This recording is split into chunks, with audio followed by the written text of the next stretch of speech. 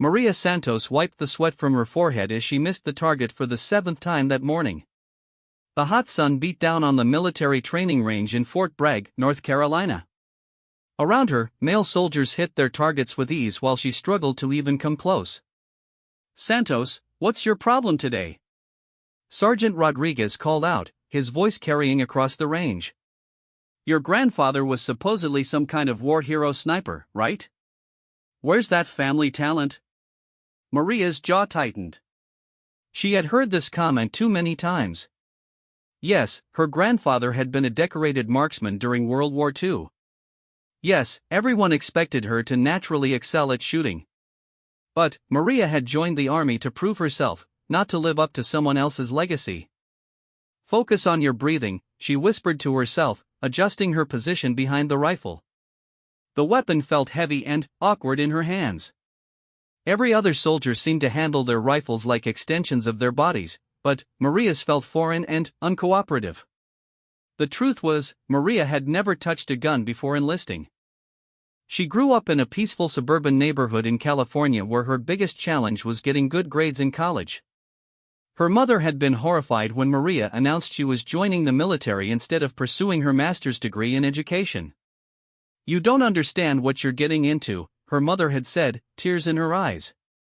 "Your grandfather never talked about the war for a reason. It changed him." But Maria had been determined. She wanted to serve her country and prove that she could excel in a traditionally male-dominated field. She had scored high on all her aptitude tests and performed well in basic training.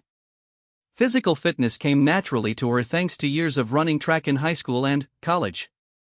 However, marksmanship was becoming her biggest obstacle. "Time!" Sergeant Rodriguez shouted. "Weapons down!" Maria lowered her rifle and looked at her target through the binoculars. Not a single hit.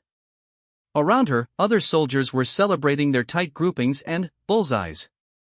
She felt her cheeks burn with embarrassment. Private Johnson, a kid from Texas who had been hunting since he was 8 years old, walked over to her position. "Hey Santos, want some tips? My dad taught me this breathing technique that really helps." Maria appreciated the offer, but she also felt frustrated that everyone assumed she needed help.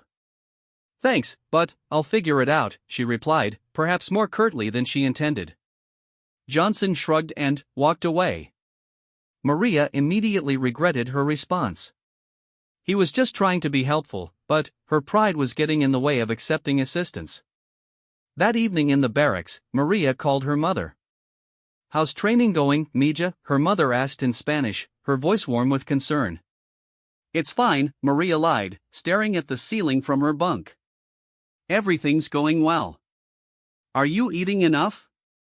You sound tired." "I'm just adjusting to the schedule. It's different from civilian life." Her mother was quiet for a moment. "Your grandfather's rifle is still in the closet, you know? The one he brought back from the war. Maybe when you come home on leave, you could look at it. He never let anyone touch it, but I think he would have wanted you to have it." Maria felt a lump form in her throat. Her grandfather had passed away when she was 15, and they had been very close. He used to tell her stories about growing up in Mexico and immigrating to the United States, but he never spoke about his military service. The only hint of his war experience was an old black and white photograph on his dresser showing him in uniform, holding a rifle with a telescopic sight. "Maybe," Maria said softly. "I should go. Early morning tomorrow. Te amo, Mija. Be safe. Love you too, Mom." After hanging up, Maria lay awake thinking about her grandfather. She remembered how his hands always seemed steady, even in his old age. He had worked as a mechanic after the war, and she had watched him perform delicate repairs with incredible precision. Those same hands had once held a sniper rifle in combat. The next morning brought another day of shooting practice. This time, Sergeant Rodriguez decided to mix things up by introducing different types of rifles. "Today we're going to work with the M24 sniper weapon system," he announced. "This is a precision instrument, not a spray and pray weapon. Every shot has to count. Maria's heart sank. If she couldn't hit a target with a regular rifle, how was she supposed to succeed with a sniper weapon? The M24 was longer and heavier than the M16 she had been struggling with. It had a scope that looked complicated and intimidating. "Santos, you're up first," Rodriguez called out. Maria approached the firing line with dread. The other soldiers watched as she settled into position. The rifle felt even more foreign than the previous weapons she had used. She looked through the scope and tried to line up the crosshairs with the target, but everything seemed blurry and confusing. "Take your time," Rodriguez said, his voice surprisingly gentle. "This isn't a race." Maria took a deep breath and tried to remember everything she had learned about shooting fundamentals. Proper stance, grip, sight alignment, trigger control. But, as she prepared to fire, her hands began to shake slightly. The crosshairs danced around the target like a leaf in the wind. She squeezed the trigger and immediately knew she had missed. The sound echoed across the range, and she heard someone behind her sigh in disappointment. "Again," Rodriguez said simply. Maria chambered another round and tried again. This time she took longer to aim, trying to control her breathing and steady her hands. The result was the same, a complete miss. After her turn was over, Maria watched the other soldiers take their shots. Most of them hit the target, and several achieved excellent groupings. She felt like she was falling further and further behind. During lunch break, she sat alone in the mess hall, picking at her food. She was beginning to wonder if she had made a mistake by joining the army. Maybe she wasn't cut out for military life after all. "Mind if I sit here?" a voice asked. Maria looked up to see Staff Sergeant Chen, one of the marksmanship instructors. She was a small Asian woman who couldn't have been much older than Maria, but she carried herself with quiet confidence. "Of course," Maria replied. Chen sat down with her tray and began eating. "I've been watching you on the range," she said after a few minutes. "You're trying too hard." "What do you mean?" "Shooting isn't about forcing the rifle to obey you. It's about working with the weapon, understanding its characteristics, and finding your natural rhythm. You're fighting the rifle instead of partnering with it." Maria considered this. "Everyone else seems to understand it naturally." Chen smiled. "Most of these soldiers have been shooting since they were children. They learned on their fathers hunting rifles and grew up in gun culture. But that doesn't mean they're better soldiers than you. It just means they have more experience with this particular skill." "How do I catch up?" "By being patient with yourself and focusing on the fundamentals. Also, by finding the right weapon for you. Not every shooter is suited for every rifle. Sometimes it takes time to find the one that feels right." That afternoon, Chen worked with Maria individually while the other soldiers continued their regular training. She started with basic dry-fire exercises, having Maria practice her trigger pull without ammunition. Then, she worked on breathing techniques and sight alignment. "Your grandfather was a sniper, right?" Chen asked as Maria practiced. "Yes, but he never taught me anything about shooting. He didn't even talk about the war. That's common among combat veterans. But genetics isn't everything. Some of the best marksmen I know had no family history with firearms. What matters is your dedication to learning and your mental discipline." Chen adjusted Maria's position slightly. "Try this. Instead of thinking about hitting the target, just focus on making a good shot. Perfect technique, smooth trigger pull, consistent breathing. The target is just a reference point." Maria tried to apply this advice, but she was still struggling. Her shots were getting closer to the target, but she wasn't achieving the precision expected of a potential sniper. "Don't get discouraged," Chen said. "Learning to shoot well takes time, especially when you're starting from scratch. Some people need thousands of rounds before they find their groove." That evening, Maria called her mother again. This time she was honest about her struggles.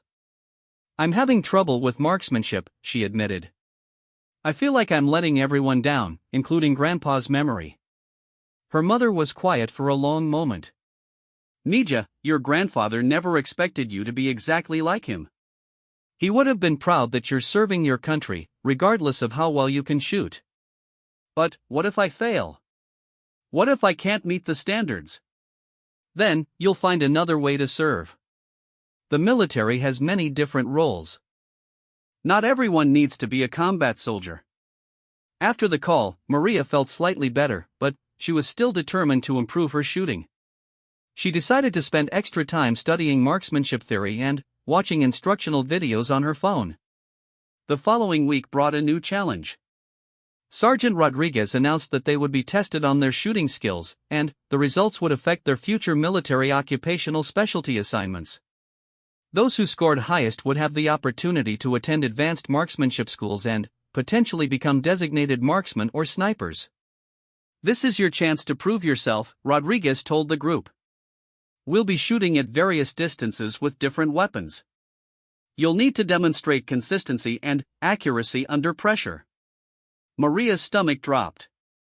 She had improved slightly over the past week, but she was still far from being competitive with her peers. The thought of failing in front of everyone was humiliating, but she knew she had to try her best. The night before the test, she couldn't sleep. She kept thinking about her grandfather and wondering what he would have done in her situation. She imagined him as a young soldier, probably facing his own challenges and fears. He had somehow found the strength and skill to become an effective sniper, but she had no idea how he had developed those abilities. At 0500 hours, the soldiers assembled at the range for the marksmanship test. The morning air was crisp, and Maria could see her breath as she prepared her equipment. Sergeant Rodriguez explained the testing procedure. They would fire from 3 different positions at targets at varying distances, using both the M16 and the M24 sniper system. Remember, he said, this isn't just about accuracy. We're also evaluating your consistency, your ability to adapt to different weapons, and how you perform under pressure. Take your time, but don't overthink it. Maria was assigned to fire in the second group, which meant she had to wait while watching the first group shoot. This was both a blessing and a curse. She could observe the conditions and see how others performed, but she also had more time to get nervous. The first shooter, Private Johnson, performed excellently as expected. His shots were tight and consistent across all distances and weapons. Maria felt her confidence dropping as she watched soldier after soldier achieve scores that seemed impossibly high. Santos, you're up, Rodriguez called. Maria approached the firing line with trembling hands. She started with the M16 at 100 yards. Taking a deep breath, she settled into her shooting position and tried to remember everything Chen had taught her.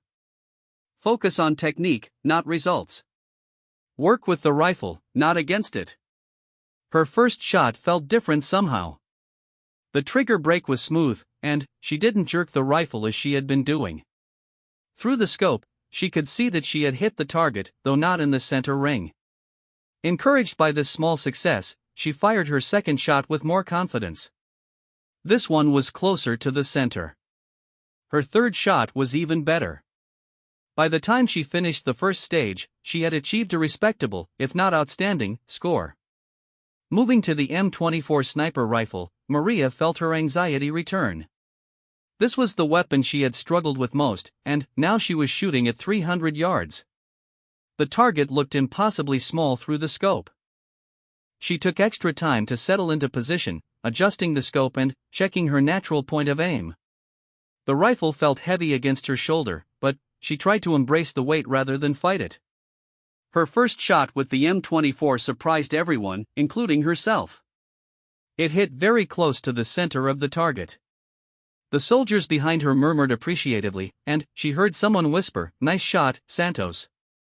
Her second shot was even better, landing almost in the exact center. She couldn't believe what she was seeing through the spotting scope. After weeks of missing targets completely, she was suddenly shooting with precision. Her third and final shot was the best of all, creating a small hole right in the center ring. When she finished, there was actual applause from some of the other soldiers.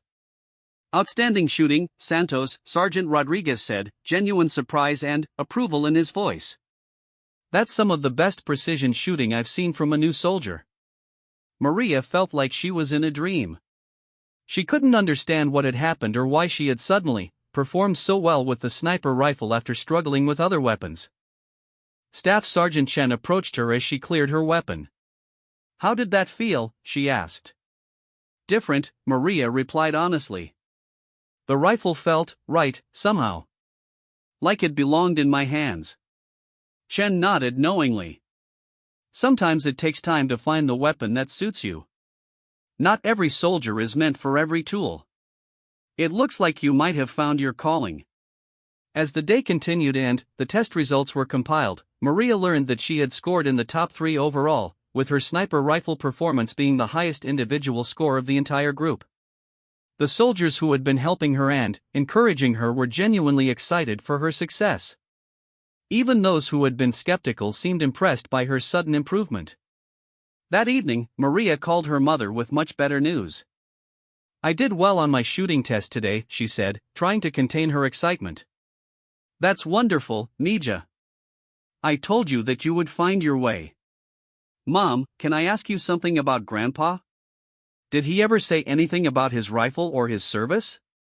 Her mother was quiet for a moment. "He didn't talk about the war much, but I remember him saying once that a sniper's rifle was like a musical instrument. He said it took time to learn its voice and understand its personality. He believed that the right rifle would choose its shooter as much as the shooter chose the rifle." Maria felt goosebumps on her arms. "He really said that?" "Yes. And he always said that precision shooting was more about mental discipline than physical skill. He believed it was a form of meditation, requiring complete focus and inner calm." After hanging up, Maria sat on her bunk thinking about the day's events. She had gone from being one of the worst shooters in her unit to achieving the highest score on the sniper rifle. Something had changed when she held that particular weapon, something she couldn't fully explain. The next morning, Sergeant Rodriguez called her into his office. "Santos, based on your performance yesterday, I'm recommending you for advanced marksmanship training. There's a specialized sniper school program that I think would be perfect for you." Maria felt her heart race. "Are you sure, Sergeant?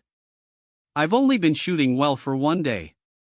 "That's exactly why I'm sure. Natural ability like what you demonstrated doesn't come from practice, it comes from within. You found your weapon, and now we need to help you develop your skills to their full potential." He handed her a packet of information about the sniper school program. "This is intensive training, Santos. It will push you to your limits physically and mentally. But if you're willing to work hard, I think you could become an exceptional marksman." Maria looked at the papers in her hands, thinking about her grandfather and the path that had led her to this moment. She had struggled and nearly given up, but something had guided her to this opportunity. "I'm interested, Sergeant," she said firmly. "When do I start?" Rodriguez smiled. "That's what I wanted to hear. You'll ship out to Fort Benning in 2 weeks for the preliminary assessment. If you pass that, you'll move on to the full sniper course." As Maria left the office, she felt a mixture of excitement and nervousness. She had found her calling, but now the real work was about to begin. She had proven she could shoot with precision, but becoming a true sniper would require much more than hitting targets on a range. That afternoon, she spent extra time at the range with the M24, working with Staff Sergeant Chen to understand what had happened during her test. Each shot felt natural and controlled, as if the rifle was an extension of her body rather than a separate tool. "You're a different person when you're behind that rifle," Chen observed. "It's like you become completely calm and focused. That's a rare quality, and it's exactly what makes a good sniper." Maria nodded, feeling the truth of those words. When she looked through the scope and prepared to fire, all her doubts and anxieties seemed to disappear. There was only the target, the rifle, and the perfect moment to squeeze the trigger. She thought about her grandfather and wondered if he had felt the same way during his service. Perhaps the ability to find that calm focus under pressure had been passed down to her after all, not through genetics but through some deeper connection to his memory and example. As the sun set over the range that day, Maria knew that her struggles with marksmanship were far from over. sniper school would be one of the most challenging experiences of her life. But, for the first time since joining the army, she felt confident that she was on the right path. She had found her weapon, and, perhaps more importantly, she had found herself.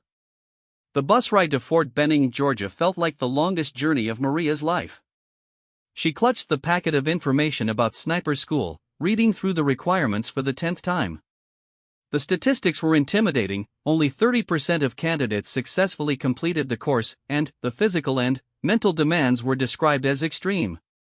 Her fellow passengers were mostly other soldiers heading to various advanced training programs. She tried to guess which ones might be going to the same school, but everyone looked confident and experienced. Maria wondered if she was the only one who felt completely out of her element. When the bus pulled up to Fort Benning, Maria was struck by how different it looked from her previous training base. Everything seemed more serious and intense. The buildings were older, and there was an atmosphere of tradition and high standards that made her nervous. "First time at Benning?" asked the soldier sitting next to her, a tall man with sergeant stripes who looked like he had been in the army for years. "Yes," Maria replied. "You?" "Third time. I'm here for an advanced course in reconnaissance." "You headed to sniper school?"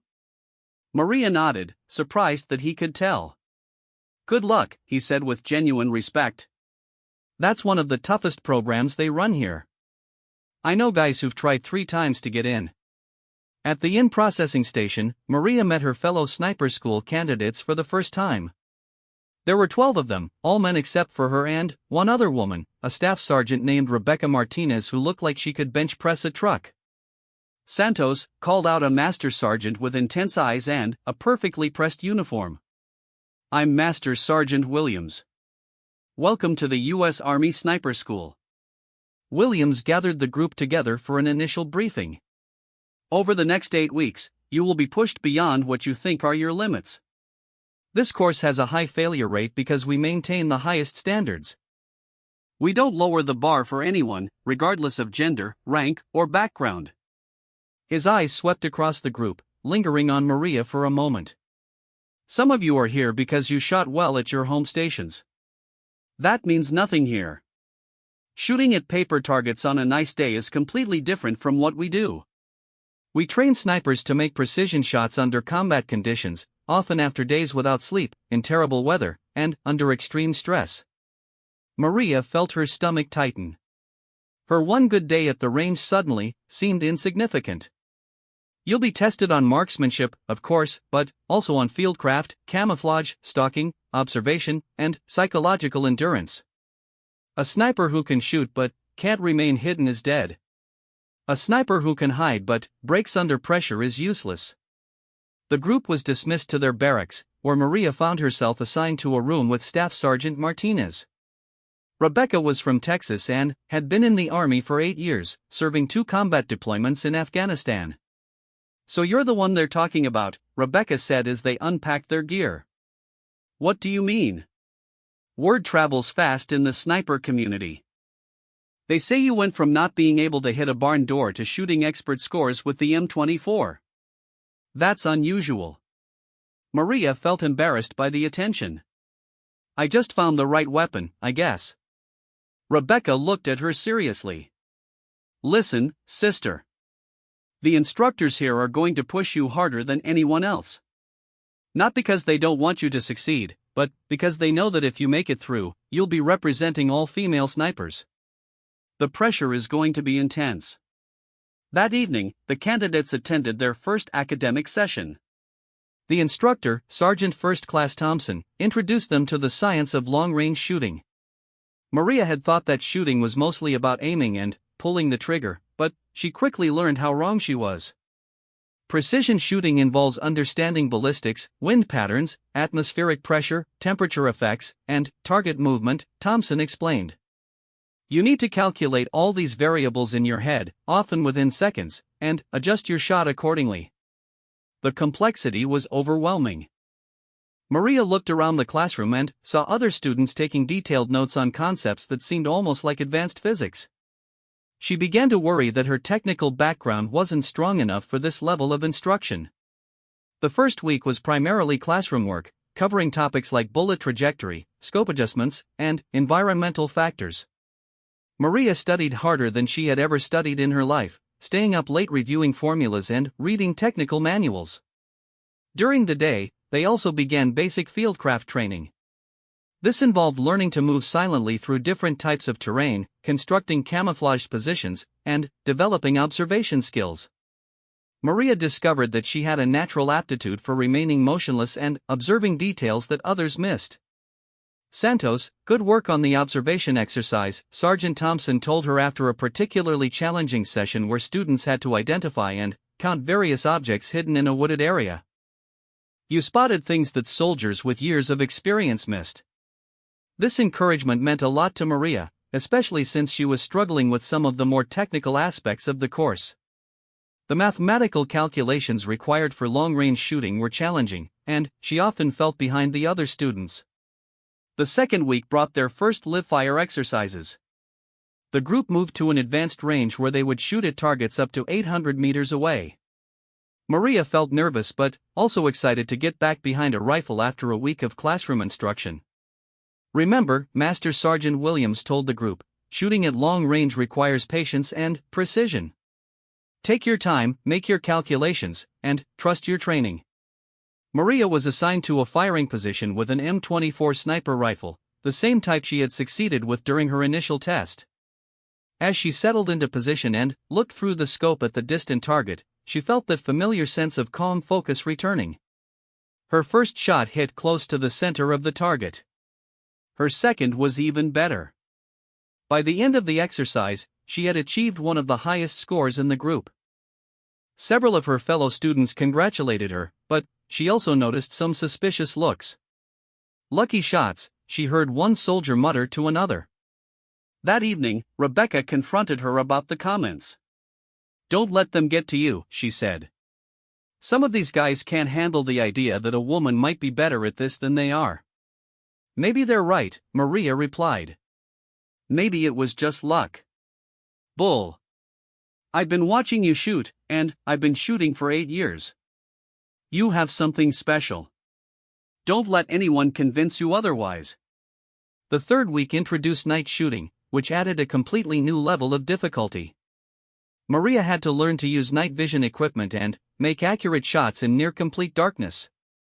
The technical calculations became even more complex, and the margin for error was smaller. During one particularly challenging night exercise, Maria was paired with Private First Class Davis, a soldier from Montana who had been hunting elk since he was 12 years old. He was friendly but clearly skeptical of her abilities. "So how long have you been shooting?" he asked as they prepared their equipment. "About 2 months," Maria replied honestly. Davis almost dropped his rifle. 2 months? Are you serious? I never touched a gun before joining the army." "Holy shit," Davis whispered. "Sorry, how are you doing so well?" Maria shrugged. "I honestly don't know. It just feels natural with the sniper rifle." Davis looked at her with new respect. "That's incredible. Most of us have been shooting our whole lives and still struggle with this stuff." As the exercise began, Maria found herself adapting to the night vision equipment more easily than expected.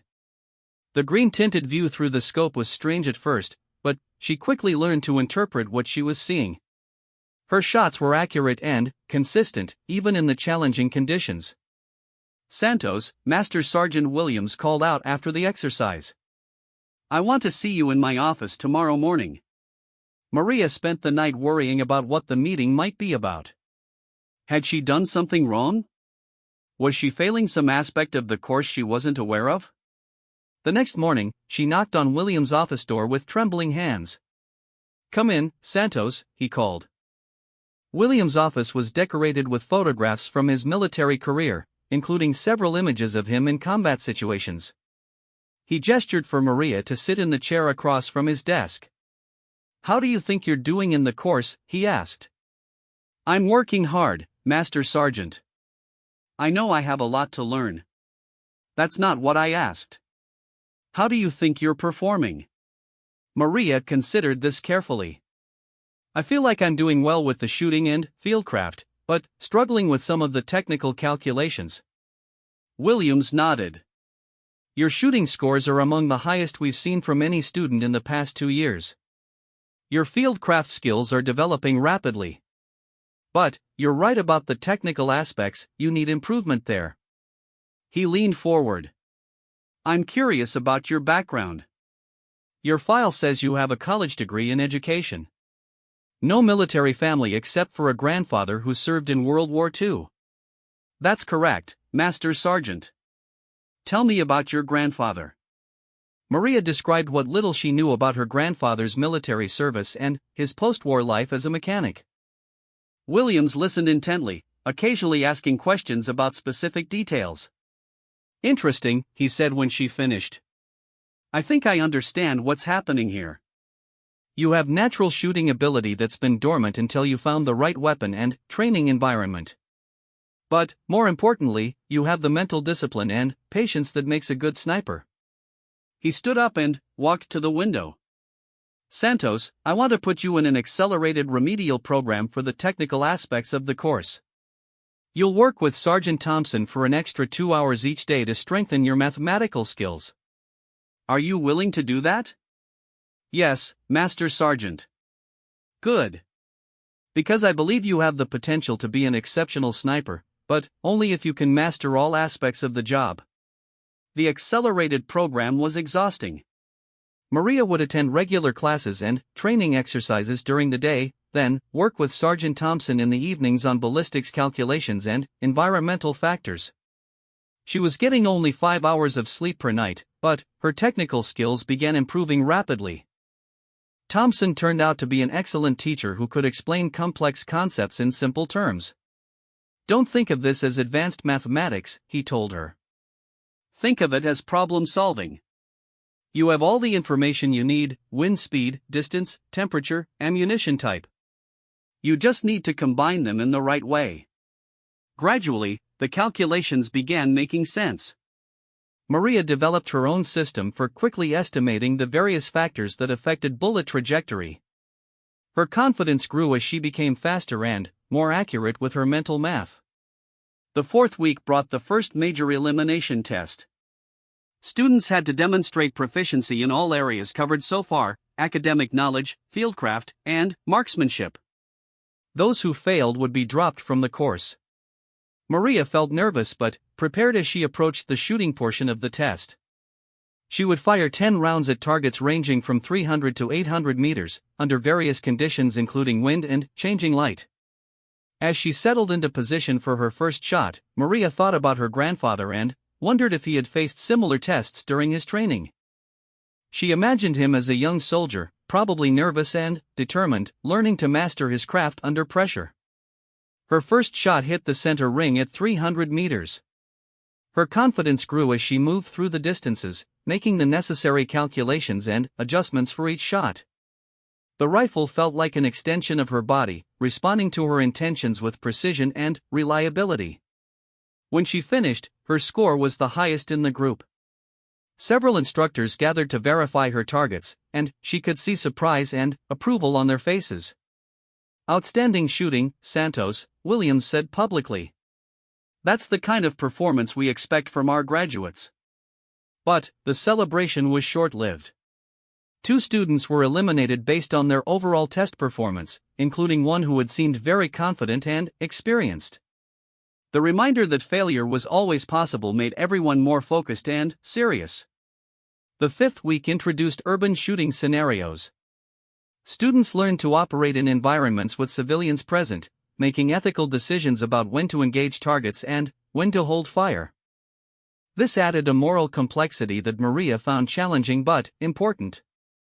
A sniper's greatest weapon isn't their rifle, explained the instructor, Captain Morrison, who had served multiple combat tours. It's their judgment. In real operations, you might have only seconds to decide whether a person is a legitimate target or an innocent civilian. Making the wrong choice can have devastating consequences. The training scenarios were realistic and stressful. Maria found herself making split-second decisions about whether to take shots in situations where civilian lives might be at risk. The pressure was intense, and several students made errors that would have resulted in civilian casualties in real operations. Maria's performance in these exercises was solid but not exceptional. She was cautious, perhaps overly so, about engaging targets when there was any possibility of collateral damage. Some instructors viewed this as appropriate restraint, while others worried she might hesitate in situations where immediate action was necessary. Santos, Captain Morrison told her after one exercise, "You're being very careful about civilian safety, which is commendable. But, in some situations, hesitation can cost lives on your own side. You need to find the balance between caution and decisive action." This feedback troubled Maria. She didn't want to be seen as hesitant or unreliable, but she also couldn't imagine living with herself if her actions resulted in innocent deaths. She spent considerable time that week thinking about the ethical dimensions of being a sniper. The 6th week focused on stalking and concealment. Students learned to approach targets undetected across various types of terrain. This required physical endurance, patience, and creativity in constructing camouflaged positions. Maria discovered that she had excellent natural camouflage skills. She could remain motionless for hours and had an intuitive understanding of how to blend into different environments. Her small stature, which had sometimes been a disadvantage in other aspects of military training, was actually helpful for concealment. During one particularly challenging stalking exercise, students had to approach within 200 meters of instructor positions without being detected, then take a precision shot at a target. Many students were spotted and eliminated before reaching firing position. Maria chose a route that took her through a creek bed and then up a wooded slope. The approach took her 3 hours, moving only a few feet at a time and stopping frequently to observe the instructor positions. When she finally reached a suitable firing position, she was muddy and exhausted but undetected. Her shot hit the target dead center, earning her top marks for the exercise. As she emerged from her concealed position, one of the instructors shook his head in amazement. "Santos, I was looking right at that area for the past hour and never saw you. That's some of the best fieldcraft I've witnessed from a student." The compliment meant a lot to Maria, especially since fieldcraft was considered one of the most challenging aspects of sniper training. She was beginning to feel like she might actually have what it took to graduate from the course. However, the 7th week brought new challenges that tested her limits. Students were required to operate with minimal sleep and food while maintaining their shooting accuracy and decision-making abilities. This simulated the conditions they might face in actual combat operations. For 3 days, Maria and her classmates operated on 2 hours of sleep per night and 1 meal per day. They were required to maintain their equipment, continue academic studies, and perform shooting exercises with the same standards as when they were well rested and fed. Maria found the sleep deprivation particularly difficult. Her usually calm demeanor became strained, and her shooting accuracy suffered. She began making small errors in her ballistics calculations and had trouble staying focused during instruction. On the 2nd day of the endurance test, she missed a shot that she would normally have made easily. The target was at 600 meters, conditions were ideal, and she had made the same shot dozens of times before. But exhaustion and stress caused her to make a calculation error, and her bullet hit several inches from the intended point. "Unacceptable, Santos," Master Sergeant Williams called out. "In combat, that miss could mean a friendly soldier dies. Reset and try again." Maria felt tears of frustration welling up in her eyes, but she forced them back. She took a moment to clear her head, rechecked her calculations, and fired again. This time, her shot was perfect. But the momentary breakdown had been noticed by several instructors and classmates. Maria worried that she was gaining a reputation for being unable to handle pressure, despite her overall strong performance. That evening, Rebecca found her sitting alone outside the barracks, staring at the night sky. "Rough day?" Rebecca asked, sitting down beside her. "I'm failing," Maria said quietly. "I missed that shot because I can't handle the pressure. Maybe everyone was right to doubt me." "Are you kidding me?" Rebecca replied. "You've been one of the top performers in this course. One bad shot during an extreme stress test doesn't erase everything else you've accomplished. But what if I can't handle it in real combat? What if I freeze up when it matters most? Rebecca was quiet for a moment. You want to know something? I've been in combat, and I've seen soldiers freeze up. But I've also seen soldiers who seemed weak in training turn out to be heroes when it mattered. Pressure affects everyone differently, and you can't predict how someone will perform in real situations based on training exercises. She stood up to leave, then turned back. Besides, the fact that you're worried about failing shows me that you have the right mentality. The soldiers who concern me are the ones who think they have nothing left to learn. The final week of the course was dedicated to comprehensive testing. Students would be evaluated on every skill they had learned, with the results determining who would graduate and receive the additional skill identifier that would make them official Army snipers. Maria approached the final tests with a mixture of confidence and nervousness. She had performed well in most areas throughout the course, but she knew that her momentary breakdown during the stress test might count against her. The testing began with academic examinations covering ballistics, tactics, and procedures. Maria had studied extensively and felt prepared for this portion. The questions were challenging but fair, covering material that had been thoroughly taught during the course. Next came practical fieldcraft tests, including stalking, camouflage, and observation exercises. Maria felt confident in these areas, as they had consistently been her strongest skills throughout the course.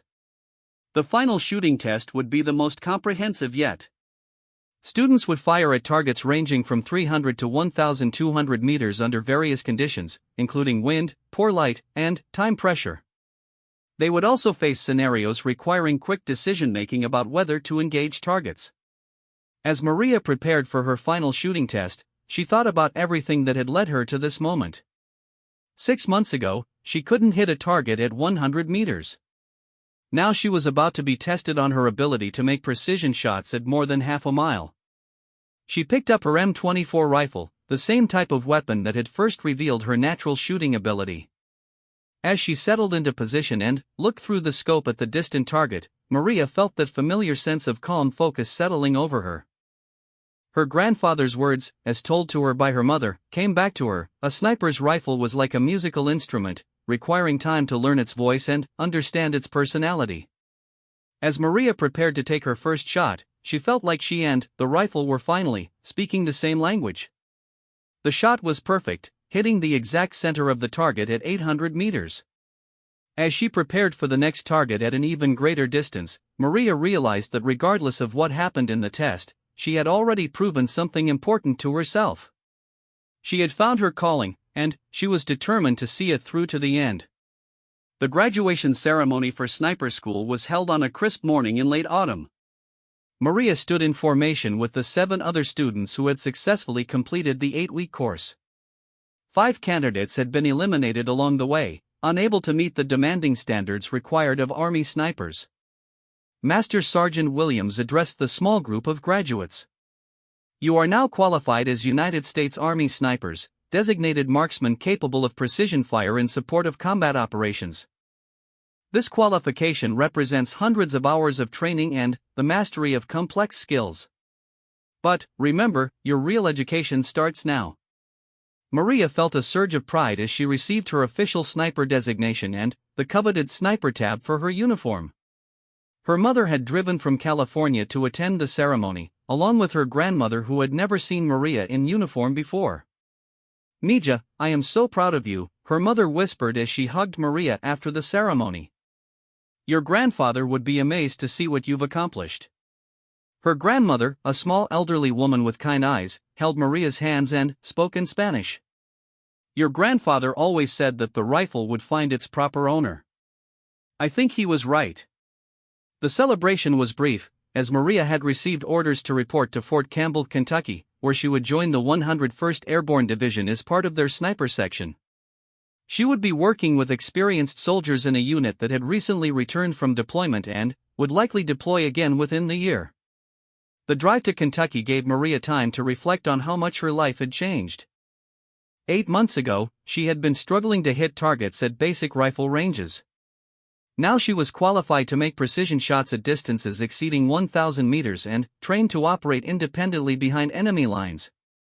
Fort Campbell was significantly larger than her previous assignments, with a sense of urgency and readiness that reflected the unit's high operational tempo. The 101st Airborne had a reputation for being one of the most elite conventional Army units, with high standards and a demanding training schedule. Maria reported to the battalion sniper section, where she met her new team leader, Staff Sergeant Michael Torres. Torres was a veteran of 3 combat deployments with an impressive record of successful missions. He looked skeptical as he reviewed Maria's file. "So you went straight from basic training to sniper school?" he asked, raising an eyebrow.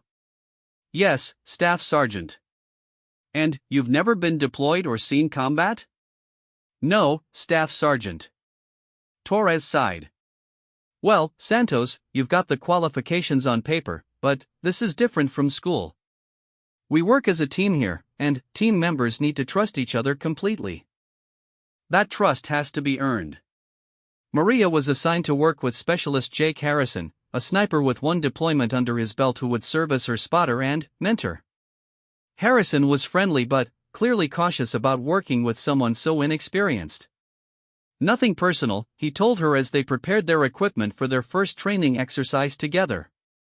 "But, in combat, my life depends on your shooting and decision-making.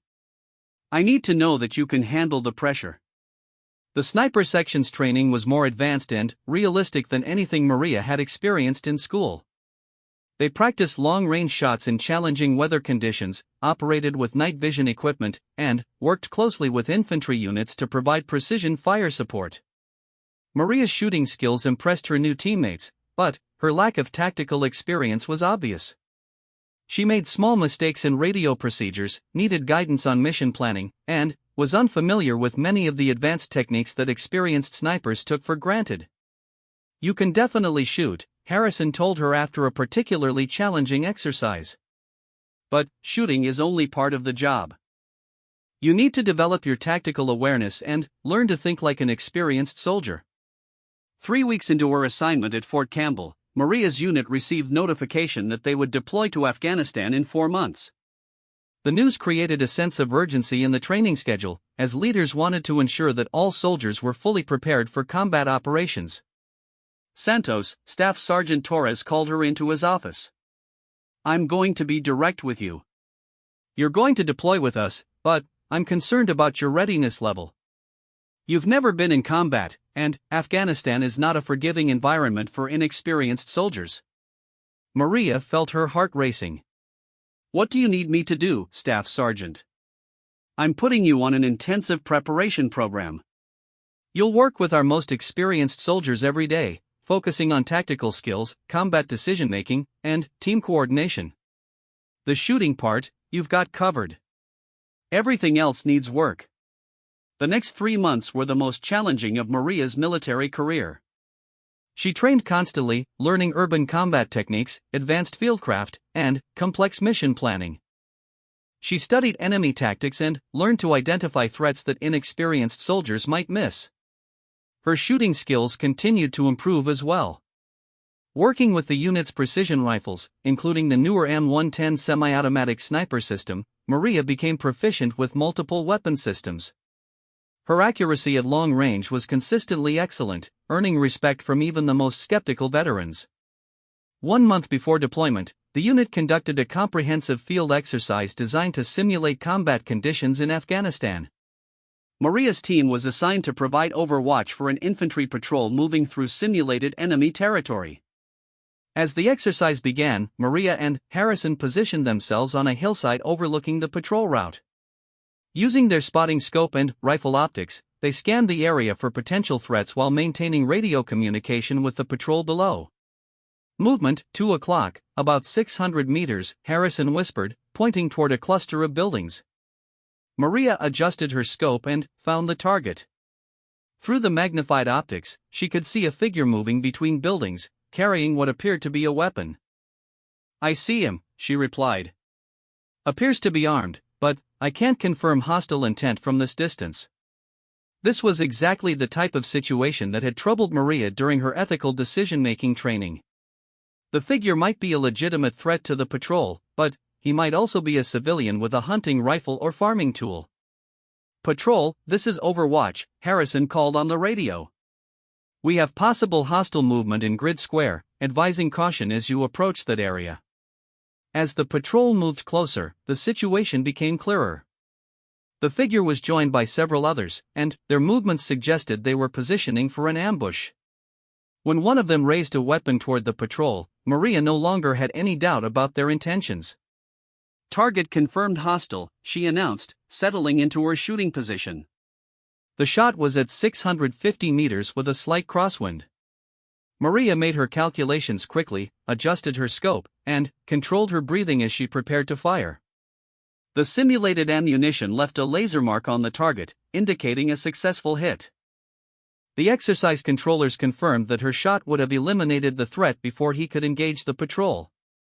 "Nice shooting," Harrison said with genuine admiration. "That was textbook precision marksmanship." After the exercise, Staff Sergeant Torres approached Maria with a different expression than she had seen from him before. "Santos, that was outstanding work today. Your shooting was perfect, but, more importantly, your decision-making was sound. You waited for positive identification before engaging, but you didn't hesitate once the threat was confirmed." Maria felt a sense of relief and accomplishment. She had proven to herself and her teammates that she could perform under realistic combat conditions. The final month before deployment was spent on specialized training for the Afghanistan environment. Maria learned about the specific threats her unit might face, including improvised explosive devices, vehicle-borne suicide attackers, and complex ambushes. She also received cultural training about Afghan customs and basic language instruction. Understanding the local population would be crucial for distinguishing between civilians and combatants in the complex environment they would be entering. 2 weeks before deployment, Maria received a care package from her mother containing letters, snacks, and a small photograph of her grandfather in his World War II uniform. Looking at the black and white image, Maria was struck by how young he appeared, probably not much older than she was now. That evening, she called her grandmother to thank her for sharing the photograph. "Abuela, can you tell me anything else about Grandpa's time as a sniper? I'm about to deploy, and I'd like to understand what he went through." Her grandmother was quiet for a long moment. "He didn't talk about the war much, but I remember him saying that being a sniper was the loneliest job in the army. He said you carry a tremendous responsibility because every shot you take has consequences that ripple far beyond what you can see." "Did he ever talk about being afraid?" "Oh yes, Mija. He said that anyone who wasn't afraid in combat was either lying or crazy. But he learned to use his fear to make him more careful and focused. He said fear kept him alive." The conversation helped Maria understand that her nervousness about deployment was normal and even healthy. She wasn't expected to be fearless, just professional and competent. The deployment ceremony was held on a cold February morning. Family members gathered to see off the soldiers, and Maria's mother made the trip from California despite her obvious worry about her daughter going to a combat zone. "Promise me you'll be careful," her mother said, holding Maria tightly. "I promise, Mom. I've trained for this, and I'm working with good people who will watch out for me." "And you'll watch out for them too, right? That's what your grandfather would have done." "Yes, Mom. That's exactly what I'll do." The flight to Afghanistan involved multiple stops and took nearly 20 hours. Maria spent much of the time reviewing her mission notes and talking with her teammates about what to expect. Harrison shared stories from his previous deployment, describing the landscape and the operational environment. "Afghanistan is beautiful and terrible at the same time," he told her. "The mountains are incredible, but they're full of people who want to kill you. You have to appreciate the scenery while staying alert for threats." When their aircraft finally landed at Bagram Airfield in Afghanistan, Maria felt a mixture of excitement and apprehension. The air was thin and cold, with mountains visible in every direction. The base was enormous, with constant aircraft activity and a sense of controlled chaos. After in-processing and brief orientation, Maria's unit was transported to their forward operating base in eastern Afghanistan. The smaller base was surrounded by mountains and positioned to support operations in a region known for insurgent activity. Maria's first impression was how isolated they were. The nearest major city was hours away by air, and the local population lived in small villages scattered throughout the valleys. The terrain was challenging, with steep slopes and limited cover that would make their sniper missions particularly demanding. "Welcome to Afghanistan," Staff Sergeant Torres told the new soldiers as they toured the base facilities. "This is home for the next 9 months. The enemy knows we're here, and they know we conduct operations in this area. Stay alert, follow procedures, and trust your training." Maria was assigned to a small team room that she would share with Harrison and 2 other soldiers. The accommodations were basic but adequate, with enough space for their personal gear and mission equipment. That evening, as she unpacked her belongings and set up her sleeping area, Maria thought about the journey that had brought her to this remote outpost in Afghanistan. A year ago, she had been a struggling new soldier who couldn't hit a target. Now she was a qualified sniper preparing for combat operations in one of the world's most dangerous regions. She picked up the photograph of her grandfather and propped it against the wall near her bunk. Looking at his young face in uniform, Maria felt a connection across the decades to another soldier who had faced similar challenges and fears. "I hope I can honor your memory, Grandpa," she whispered to the photograph. "I hope I can be the kind of soldier you were." The next morning brought Maria's first mission briefing. Intelligence indicated that insurgent forces were using a mountain pass about 15 kilometers from the base to transport weapons and supplies. Maria's team would establish an observation post overlooking the pass and gather information about enemy movement patterns. As she prepared her equipment for the mission, Maria felt the familiar calm focus that came when she handled her rifle. The M110 was different from the bolt-action rifle she had trained with, but she had become proficient with the semi-automatic system and appreciated its versatility. "Ready for your first mission?" Harrison asked as they conducted final equipment checks. "As ready as I can be," Maria replied, surprised by how calm she felt. "Good. Remember, this is an observation mission first. We're gathering intelligence, not looking for a fight. But if things go wrong, I need to know you'll be there for the team." "I'll be there," Maria said firmly, and she meant it completely. As the team prepared to leave the safety of their base and venture into enemy territory, Maria thought about all the training and preparation that had brought her to this moment. She had proven her shooting ability, learned the tactical skills required of a sniper, and earned the respect of her teammates. But now came the ultimate test. In combat, there would be no second chances for missed shots or poor decisions. Real lives would depend on her accuracy and judgment, just as her life would depend on the skills and dedication of her teammates. Maria shouldered her rifle and followed her team toward the base perimeter, ready to face whatever challenges awaited them in the mountains of Afghanistan. She had struggled to become a sniper, but now she was prepared to prove her precision where it mattered most. The mountain path was treacherous in the pre-dawn darkness. Maria followed Harrison and the rest of their 4-man team as they climbed toward their observation post, each step carefully placed to avoid loose rocks that might alert enemy forces to their presence. The weight of her equipment felt manageable after months of training, but the thin air at altitude made breathing more difficult. After 3 hours of climbing, they reached their designated position on a ridgeline overlooking the suspected insurgent supply route. The location provided excellent visibility of the valley below while offering natural concealment among the rocky terrain. "Perfect spot," Harrison whispered as he set up his spotting scope. "We can see for miles in either direction." Maria established her shooting position, adjusting her rifle's bipod on the rocky ground and testing her field of fire. Through her scope, she could clearly see the narrow road that wound through the valley, along with several buildings that intelligence suggested might be used as staging areas. Overwatch established, Staff Sergeant Torres reported over the radio to their base. Beginning observation. The first 2 days passed quietly. The team observed local traffic on the road, mostly civilians on foot or riding donkeys, along with occasional vehicles that appeared to be conducting legitimate business. Maria learned to distinguish between normal patterns of life and activities that might indicate insurgent movement. Patience is the most important skill for a sniper, Harrison explained during one of their rest periods. "In my last deployment, we spent 6 days watching a building before anything significant happened. But, when it did happen, our information led to the capture of a major weapons cache. Maria found that she enjoyed the observation work. Her natural ability to remain motionless for hours, combined with her attention to detail, made her effective at spotting subtle changes in the environment that might indicate threats. On the third day, their patience was rewarded. Maria noticed unusual activity around one of the buildings in the valley. Instead of the typical pattern of a few people coming and going, she observed multiple vehicles arriving within a short time period.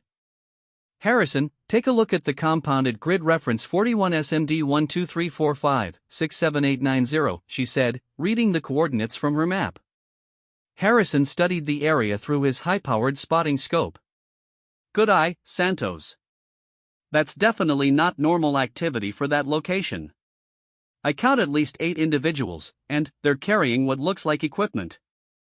They observed the compound for several hours, documenting the activities and taking photographs with their long-range camera equipment.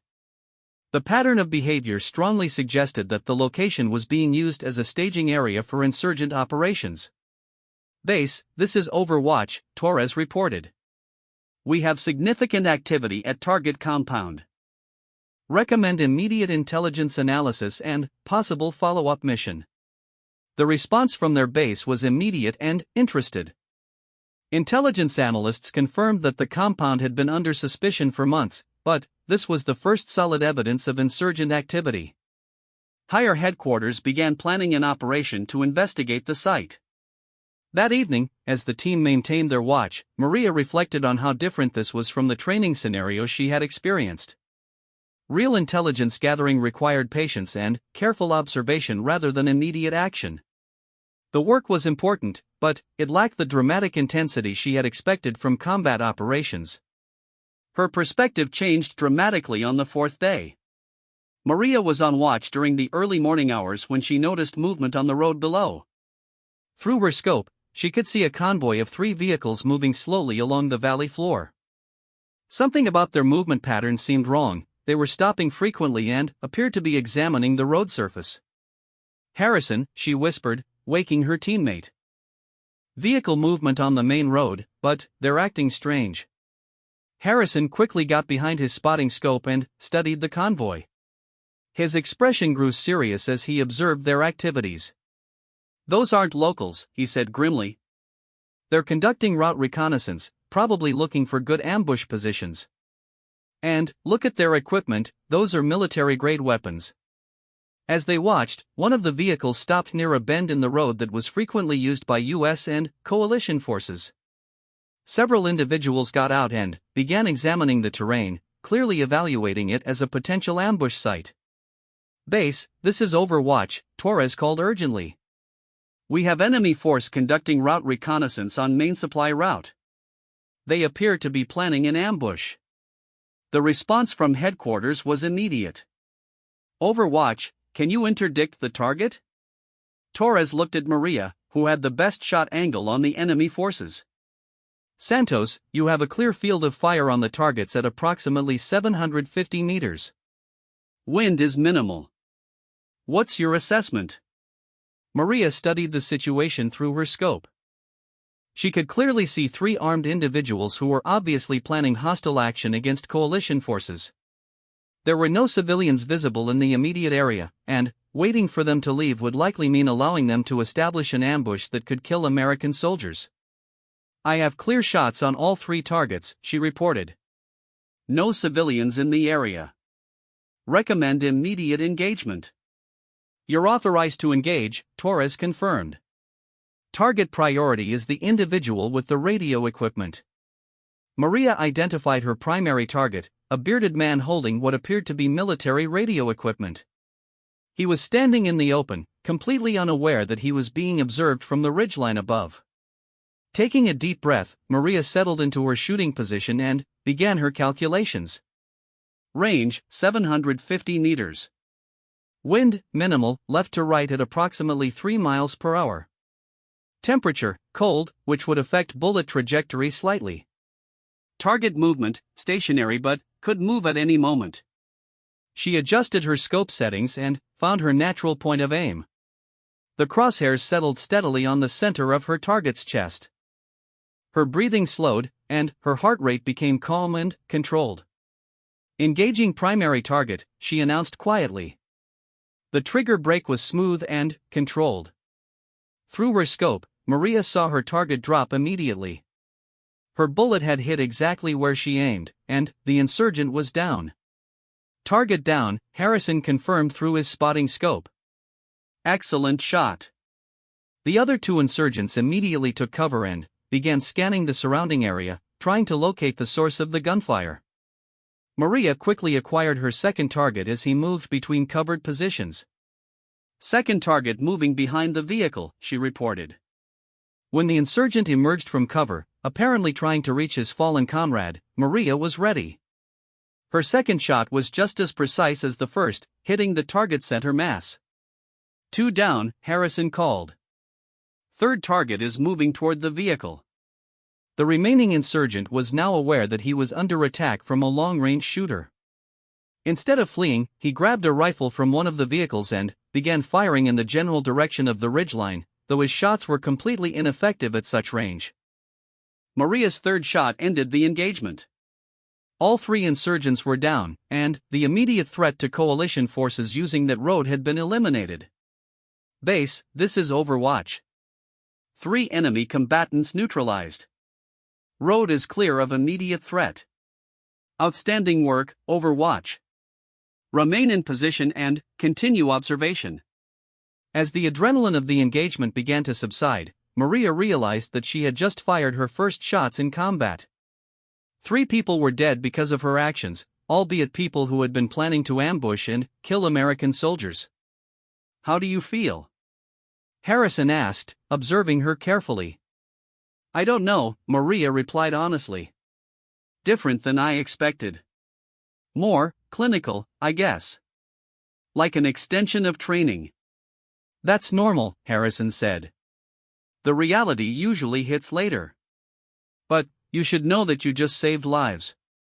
Those guys were definitely planning an ambush, and your actions prevented American soldiers from being killed or wounded. Over the next 2 days, the team continued their observation mission while intelligence analysts exploited information from the insurgent vehicle. They discovered detailed maps of coalition patrol routes and evidence of a larger network of insurgent activity in the region.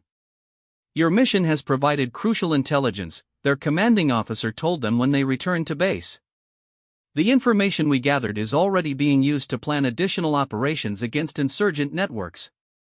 Maria felt proud of her team's accomplishments, but she was also processing the emotional impact of her first combat engagement. She had killed 3 people, and, while she understood intellectually that it was necessary and justified, the weight of those actions was significant. Staff Sergeant Torres noticed her thoughtful mood and pulled her aside for a private conversation. Santos, you did exactly what you were trained to do out there. Your shots were precise, your decision-making was sound, and you potentially saved the lives of fellow soldiers. That's what being a sniper is about. I know, Staff Sergeant. It's just a lot to process. That's normal and healthy. If it didn't affect you, I'd be worried about you. But don't let it paralyze you. In this job, hesitation can get people killed. Over the following weeks, Maria participated in several more missions, ranging from observation operations to providing precision fire support for infantry patrols. Her accuracy and reliability earned her increasing respect from both her immediate team and the broader unit. On one particularly challenging mission, Maria's team was tasked with providing overwatch for a raid on a suspected insurgent safe house. The operation required her to position herself on a rooftop in an urban environment, a significantly different challenge from the mountain operations she had grown accustomed to. Urban shooting is more complex, Harrison explained as they prepared for the mission. You have to account for civilians, multiple angles of attack, and more restricted fields of fire.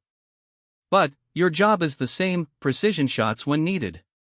As the infantry team approached the target building, Maria watched through her scope from her position 400 meters away.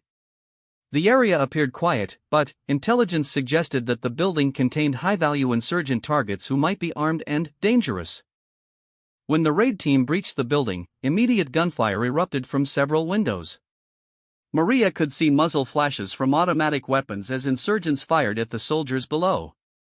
"Overwatch, we're taking heavy fire from the second floor, northwest window," came the urgent radio call from the raid team leader.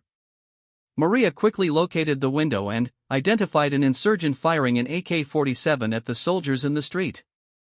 Her angle was challenging. She needed to make a precision shot through the window without hitting any friendly forces who might be in adjacent rooms. Her shot broke the glass and silenced the weapon. Through her scope, she could see that the threat had been eliminated. "Target neutralized," she reported. "Northwest window clear." "Thanks, Overwatch. That guy had us pinned down." The mission was successful, resulting in the capture of 2 high-value targets and the recovery of significant intelligence materials. Maria's precision fire had been crucial in allowing the infantry team to complete their mission with minimal casualties. As her deployment progressed, Maria's reputation as a skilled and reliable sniper spread throughout the unit. She was frequently requested for high-priority missions that required precision shooting under challenging conditions. During one mission, her team was supporting a convoy that came under attack in a narrow valley. Insurgents had positioned themselves on high ground and were firing down at the vehicles with rifles and rocket-propelled grenades. "Overwatch, we have multiple shooters on the ridgeline approximately 800 meters northeast of our position," the convoy commander reported. "Can you provide fire support?" Maria studied the ridgeline through her scope and identified 3 insurgent fighting positions.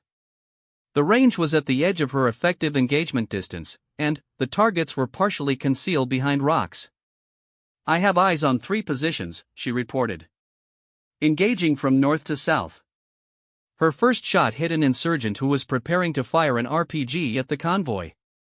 The precision of her shot at such range impressed even her experienced teammates. Working methodically, Maria engaged each target position in turn. Her shooting was so accurate that the surviving insurgents quickly abandoned their positions and fled, allowing the convoy to continue safely. "Overwatch, outstanding shooting. You saved our asses down here," the convoy commander called over the radio. 3 months into her deployment, Maria received word that her unit would be extended for an additional month due to ongoing operations. While she missed home, she had found her purpose as a sniper and felt that she was making a meaningful contribution to the mission. Her final major engagement of the deployment came during a complex operation involving multiple units.